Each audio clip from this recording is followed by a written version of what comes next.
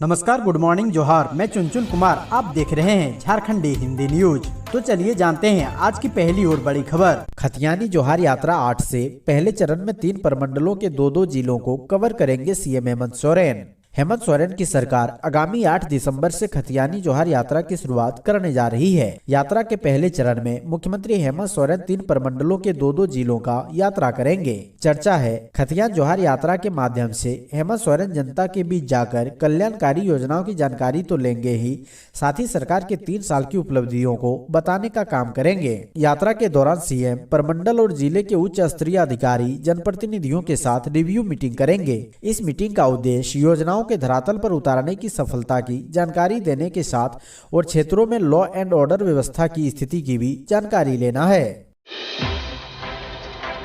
Railway track पर गिरा पहाड़ का मलबा, घंटों बाधित रहा परिचालन। कोडरमा बरकाकाना रांची रेलखंड पर देर रात पहाड़ का मलबा गिर गया, जिसकी वजह से परिचालन घंटों बाधित रहा। पहाड़ का मलबा जवाहर पुल के पास वाली रेल पटरी पर गिरी। घटना के बाद युद्ध स्तर पर काम करके पटरी से मलबा हटा दिया गया है। मलबा हटाने के बाद मालगाड़ी का परिचालन सुचारू रूप से चालू हो गई है। बता दें कि पटरियों के नॉन इंटरलॉकिंग का काम हो रहा है, इसलिए पिछले कुछ दिनों से इस ट्रैक पर पैसेंजर ट्रेन नहीं चल रही है। बता दें कि रेल पटरी और बरही से कोडरमा तक निर्माण 4 लेन सड़क के बीच पहाड़ है, जिसकी वजह से यहां अक्सर ऐसी घटनाएं होती रहती है।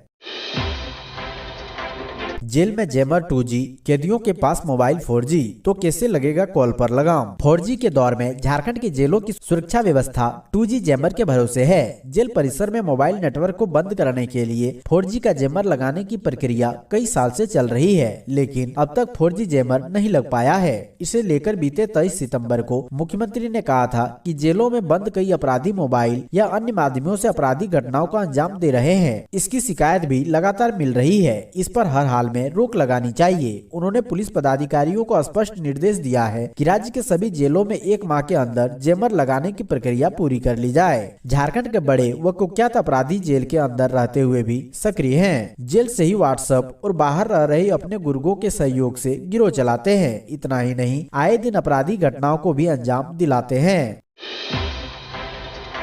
रैप वॉक में दिखा झारखंडी ट्राइबल परिधान, राज्यपाल और मुख्यमंत्री ने की सराहना। हाल ही में आयोजित जनजातीय उत्सव में मॉडल ने झारखंडी पारंपरिक परिधान को रैप पर उतारा। इसे ट्राइबल फैशन इंडस्ट्री से जुड़े शहर के ही युवाओं ने पेश किया।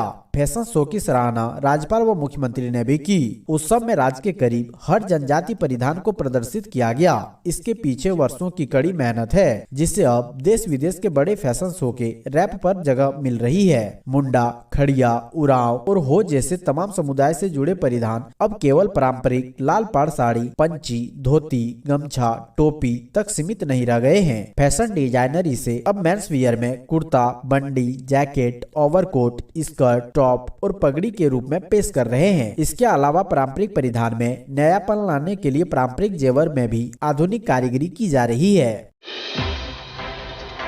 जामताड़ा सदर अस्पताल की दुर्दशा देख भड़के विधायक, बोले इससे अच्छा तो इसे अंबानी अडानी को सौंप दें। जामताड़ा विधायक डॉक्टर इरफान अंसारी जामताड़ा के सदर अस्पताल पहुंचकर पूरे अस्पताल का औचक निरीक्षण किया। मौके पर विधायक अस्पताल की व्यवस्था देख भड़क उठे। विधायक ने बताया कि ऐसी पहली बार उन्होंने देखा है कि अस्पताल में एक भी मरीज नहीं है और न ही डॉक्टर है। सिविल सर्जन भी अस्पताल में मौजूद नहीं है। स्वास्थ्य व्यवस्था पूरी तरह से चरमरा गई है, जो कि चिंता का विषय है। आगे विधायक अल्ट्रासाउंड डिपार्टमेंट पहुंचे, जहां उन्हें बताया गया कि पूरा सिस्टम पीपीपी मोड पर चल रहा है। पीपीपी मोड के नाम पर बाहर की कंपनियां सिर्फ सैलरी उठाने का काम कर रही है। जब अस्पताल में डॉक्टर ही नहीं है तो फिर अल्ट्रासाउंड मशीन की क्या जरूरत है। बिफरे विधायक बोले, इससे तो अच्छा है कि अस्पताल को अडानी या अंबानी को सौंप देना चाहिए। कम से कम मरीजों की जान तो बच जाएगी। उन्होंने कहा वह खुद भी डॉक्टर है और उनसे इस तरह की व्यवस्था देखी नहीं जाती।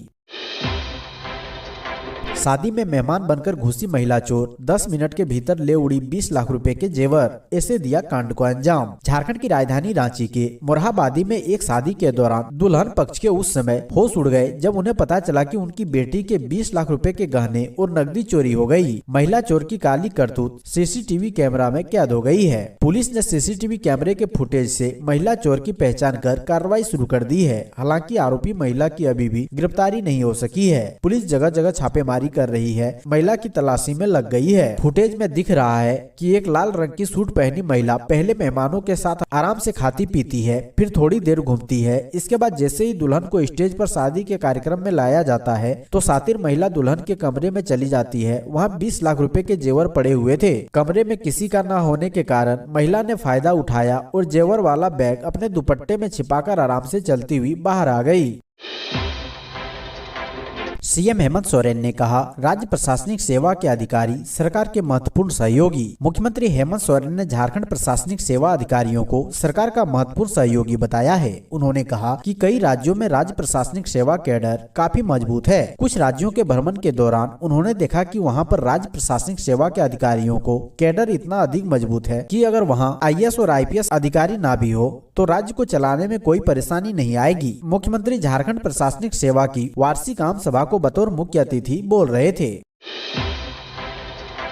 बाघमारा में अज्ञात वाहन ने पिकअप को मारी टक्कर, चालक व 2 मवेशी की मौत। धनबाद बोकारो मुख्य मार्ग पर तिलमच्चो पुल के पास अज्ञात वाहन ने मवेशी लदे पिकअप वैन को टक्कर मार दी। देर रात इस हादसे में पिकअप वैन के चालक सहित 3 लोग दबकर फंस गए। चालक और उस पर लोड गाय व बछड़े की घटना स्थल पर ही मौत हो गई, जबकि उस पर सवार 3 लोग गंभीर रूप से घायल हो गए। घायलों को ग्राम रक्षा दल के सहयोग से इलाज के लिए धनबाद के अस्पताल में भर्ती कराया गया। तीनों की स्थिति नाजुक बनी हुई है। ग्राम रक्षा दल के अनुसार पिकअप वैन बोकारो के सेक्टर 12 से एक गाय और उसके बछड़े को लेकर धनबाद की ओर जा रहा था। तभी नेशनल हाईवे 32 के तिलमच्चो ब्रिज के पास अज्ञात वाहन ने आगे से जोरदार टक्कर मार दी।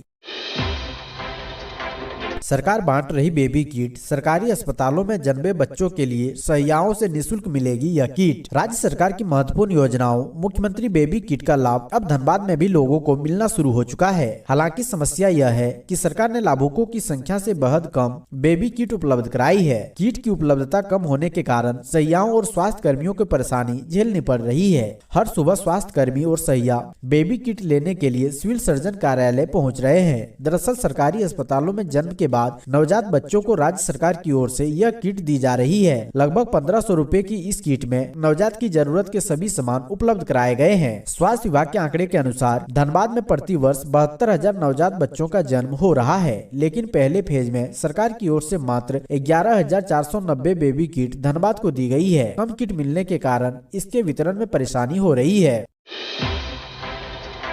साइबर अपराधी रजिस्ट्री ऑफिस से फिंगरप्रिंट लेकर अंगूठे का क्लोन कर रहे तैयार, अकाउंट से उड़ा रहे पैसे। झारखंड में साइबर अपराधी अंगूठे का क्लोन तैयार कर आधार इन्वेस्ट पेमेंट सिस्टम यानी ईपीएस से ठगी कर रहे हैं। इस तरह की ठगी के लिए साइबर अपराधियों ने रजिस्ट्री ऑफिस से फिंगरप्रिंट हासिल किया है। इस तरह की ठगी का खुलासा हरियाणा पुलिस ने जून 2021 को किया था। हरियाणा पुलिस ने उन अपराधियों से अपराध करने के तरीके के बारे में जानकारी ली थी, इसलिए झारखंड पुलिस अब हरियाणा पुलिस की मदद से इस प्रकार की साइबर ठगी करने वाले अपराधियों तक पहुंचने का प्रयास करेगी। हरियाणा पुलिस ने गिरोह की एक महिला सहित 5 लोगों को गिरफ्तार किया था। इस साइबर अपराध ने 7 दिन के अंतराल में 31 लाख रुपए की ठगी की थी। आपको बता दें कि हरियाणा पुलिस ने इस गिरोह के पास से 230 रबर फिंगरप्रिंट बरामद किया था। 25,996 शिक्षक की नियुक्ति में फंसा अब ईडब्ल्यूएस का पेंच, जिला पर नहीं दिया आरक्षण। झारखंड के प्रारंभिक स्कूलों में 25,996 शिक्षकों की नियुक्ति में ईडब्ल्यूएस यानी आर्थिक रूप से कमजोर वर्ग के आरक्षण का पेंच फंस गया है। वर्तमान में झारखंड में राज्य स्तर के पदों पर ही आर्थिक रूप से कमजोर वर्ग के लिए आरक्षण की व्यवस्था है। शिक्षकों की नियुक्ति जिला स्तरीय पदों पर होनी है। ऐसे में नियुक्ति का विज्ञापन निकाला गया तो आर्थिक रूप से कमजोर वर्ग के अभ्यर्थी उससे वंचित हो सकते हैं। इसके लिए स्कूली शिक्षा व साक्षरता विभाग ने कार्मिक विभाग से आरक्षण रोस्टर पर मार्गदर्शन मांगा है। शिक्षा विभाग ने नवंबर में ही राज्य के सभी जिलों से जिलावार पदों के अनुसार आरक्षण रोस्टर क्लियर करवा लिया था। इसमें जिलों के पुराने नियम के अनुसार ही आरक्षण रोस्टर क्लियर करके विभाग को भेजा था। इसमें ईडब्ल्यूएस के पद के लिए आरक्षण रोस्टर क्लियर नहीं हुआ था। इसकी वजह से आर्थिक रूप से कमजोर वर्ग के अभ्यर्थियों को इसका लाभ नहीं मिल सकता है। ईडब्ल्यूएस के अभ्यर्थियों को भी होने वाली नियुक्ति प्रक्रिया में लाभ मिल सके, इसके लिए फिर से आरक्षण रोस्टर क्लियर कराया जाना है। इसके लिए जब तक कार्मिक विभाग की ओर से आरक्षण संबंधी निर्देश नहीं दिया जाता है तब तक यह क्लियर भी नहीं हो सकेगा। विजय हांसदा से पुलिस ने की पूछताछ। पंकज मिश्रा समेत 8 लोगों के खिलाफ SC/ST थाने में FIR दर्ज। आर्म्स एक्ट में साहिबगंज मंडल कारा में बंद विजय हांसदा से SP अनुरंजन किस्पोट्टा, SDPO राजेंद्र दुबे ने 2 घंटे से अधिक तक पूछताछ की। हांसदा की शिकायत पर पंकज मिश्रा समेत 8 लोगों के खिलाफ प्राथमिकी दर्ज कर ली गई है। शुक्रवार को ईडी ने साहिबगंज में बंद विजय हांसदा से पूछताछ की थी। इसके बाद कोर्ट से अनुमति लेने के बाद पुलिस कप्तान और सदर SDPO राजेंद्र दुबे ने आर्म्स एक्ट में जेल में बंद विजय हांसदा से पूछताछ की। SP ने करीब 2 घंटे तक विजय हांसदा से पूछताछ की। हांसदा की शिकायत पर पंकज मिश्रा समेत 8 लोगों के खिलाफ प्राथमिकी दर्ज कर ली गई है। बताते चले कि नींबू पहाड़ पर अवैध खनन मामले में शिकायतकर्ता विजय हांसदा द्वारा कोर्ट में अपनी शिकायत पर कायम रहने का आवेदन देने और पुलिस पर धोखाधड़ी का गंभीर आरोप लगाने के बाद आखिरकार साहिबगंज ST/SC थाने में पंकज मिश्रा सहित 8 के खिलाफ केस दर्ज कर लिया गया है। साइक्लोनिक सर्कुलेशन ने बढ़ाई चिंता, कई राज्यों में भारी बारिश की आशंका। देश में इस वक्त मौसम का उतार चढ़ाव जारी है। कभी सर्दी तो कभी बारिश ने लोगों का जीना मुहाल किया हुआ है। पहाड़ों पर बर्फबारी हो रही है तो वहीं दूसरी ओर साउथ में बारिश का दौर जारी है। तो वहीं मौसम विभाग का ताजा अपडेट और डराने वाला है। IMD ने कहा है कि दक्षिण अंडमान सागर में एक साइक्लोनिक सर्कुलेशन बनता दिख रहा है, जिससे कि लो प्रेशर एरिया में पूरी तरह से तब्दील होने के आसार नजर आ रहे हैं और इसी कारण देश के कई राज्यों में मूसलाधार बारिश की आशंका बनी हुई है और जिसके चलते भारी बारिश की चेतावनी जारी की गई है। मौसम विभाग IMD ने कहा है कि साइक्लोनिक सर्कुलेशन फिलहाल तमिलनाडु की ओर उत्तर पश्चिम की तरफ मूव कर रहा है और अनुमान है कि ये पश्चिमी विक्षोभ कल साउथ और ईस्ट बंगाल की ओर मुड़ जाएगा, जिसकी वजह से 5 तारीख से 8 दिसंबर तक भारी बारिश की आशंका है।